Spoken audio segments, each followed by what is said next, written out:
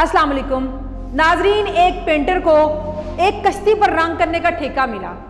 काम के दौरान उसे कश्ती में एक सुराख नजर आया। उसने इस सुराख को मरम्मत कर दिया।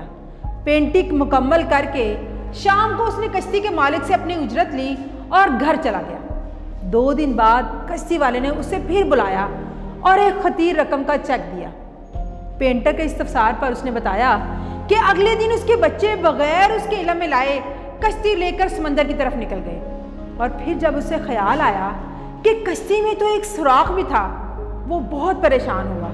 लेकिन शाम बच्चों को हंसते मुस्कुराते आते देखा तो खुशगवार हैरत में मुब्तला हो गया। देखने पर मालूम हुआ कि उस सुराख की मुरम्मत कर दी गई।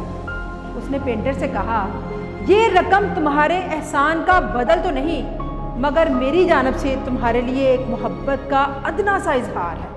नाजरीन, मेरी और आपकी ज़िंदगी में भी बहुत से ऐसे काम होते हैं जो हमारे नहीं होते, वो काम किसी और के होते हैं। कुछ लोग उन कामों को खामोश खिदमत समझ के कर देते हैं और कुछ लोग उन कामों को किसी और का काम समझ के छोड़ देते हैं। हमने अपने उस्तादों से, अपने बड़ों से सुना कि दुनिया मकाफाते अमल है, इसमें जो करेंगे वैसा ही बनेंगे। इसमें खामोश खिदमत करते जाएं और खामोशी से अपनी मदद होते देखते जाएं, क्योंकि हम जो करते हैं हमारे पास वही आता है।